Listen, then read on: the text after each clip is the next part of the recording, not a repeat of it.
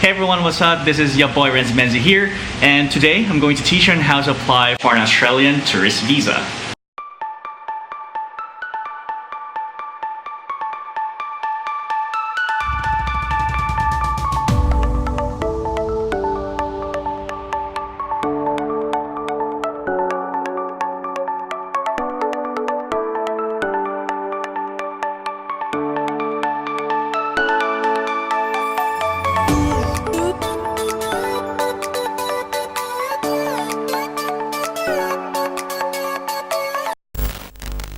So I'm going to share a little bit of travel history in Australia. The first time I went there was 2 years ago, last October 19th, 2017. I first went to Sydney. I only stayed there for 4 days, and I totally regret it because 4 days in Australia is too short. Like the moment I arrived at the airport and when I told the immigration officer that I'm going to stay in Sydney for only 4 days, and she was really surprised, and she was like, 4 days? That is so short, mate. I was like, I have no choice, but you know. So if you want to go and visit Australia and you're a Filipino, you need to secure a tourist visa. So here are the easy steps on how to apply and secure a tourist visa for Australia. Like I said, I had to scoot around to my left or right, whatever, just to present all the facts at my right side or left side, whatever. Now there are 2 ways on how to apply for a tourist visa. Number 1 is through an agency, and number 2, through online. But based on my experience, it's easier to apply online because it's not that hard to understand Australia's immigration website. And also, everyone's on the internet, so I guess everyone knows, or almost everyone knows, on how to upload files and stuff online. So yeah, it won't be that difficult. Trust me. Create an email account. All you have to do is to provide a valid email address. So your email account is your portal in order for you to apply for a tourist visa or any other visas for Australia.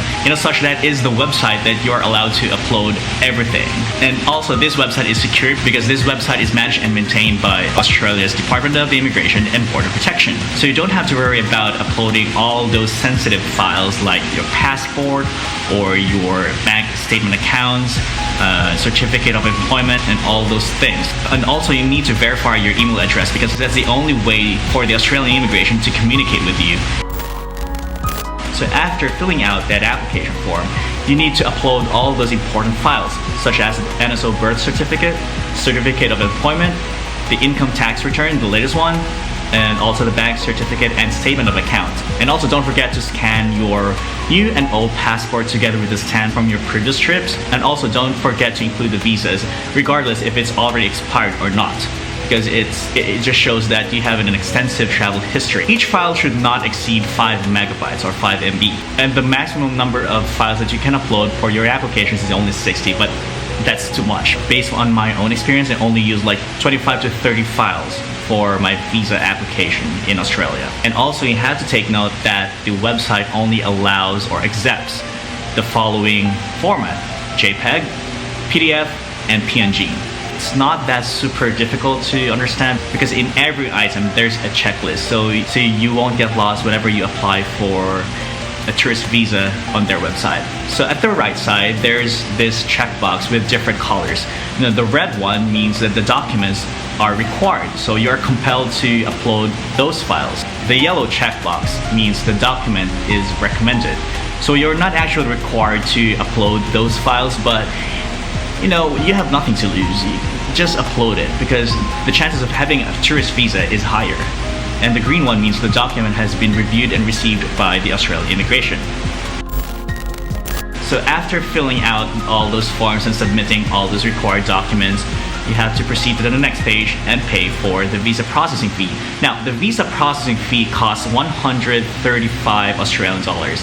And in today's money, it's approximately 5,000-ish pesos because the current exchange rate for today is 34-ish, 35 pesos-ish. The only way that you can pay is through credit card or a debit card. Now, if you don't have any credit card, you can ask your good friend to allow him to lend you his or her credit card. Now, make sure you pay your friend. Well, anyway, so after paying, you'll receive the receipt and the agony of waiting starts.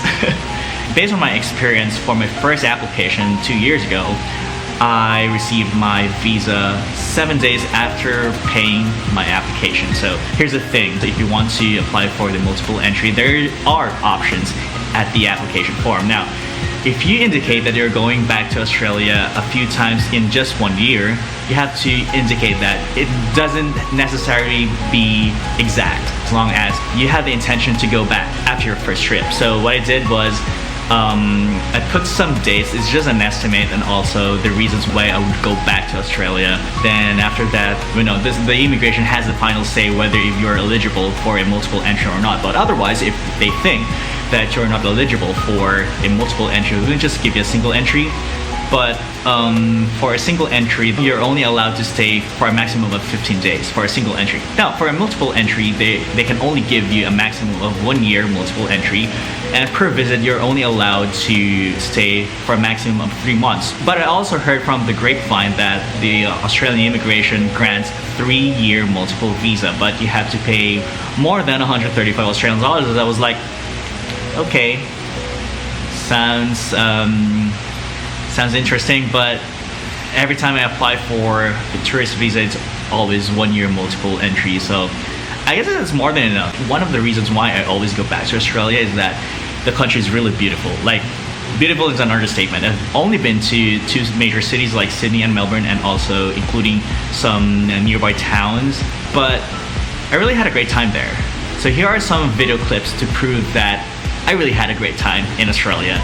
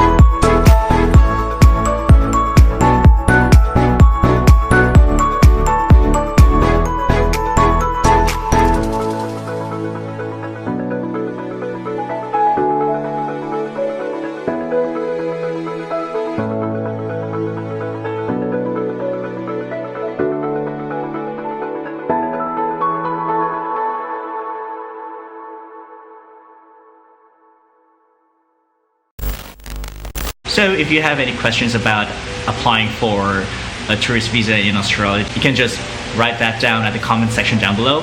And also, if you like this video, don't forget to click the thumbs up and the subscribe button. I'm also going to include a good friend of mine's blog post.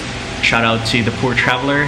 It's one of the most comprehensive travel blogs that I've read ever since I started blogging. So shout out to Yoshke and Vince. I'm going to include your links at the description box about on how to apply for an Australian visa, because it's so detailed. This vlog is just a general overview on how to apply for an Australian visa. It's not as super difficult because everything's online. You don't need to have a personal interview because, you know, some people get jitters every time they have an interview for the visa. You know what? When I first applied for a tourist visa, I was so intimidated by the requirements. I mean, applying for a tourist visa is already an adventure because you're still uncertain if your trip will push through or not. So I know having Philippine passport sucks, real talk, because it's not as powerful as Australia or United States of America. But then again, if you have the will to travel, this is just nothing. And I hope to see you on my next travel video vlog. So, adios amigos. Bye.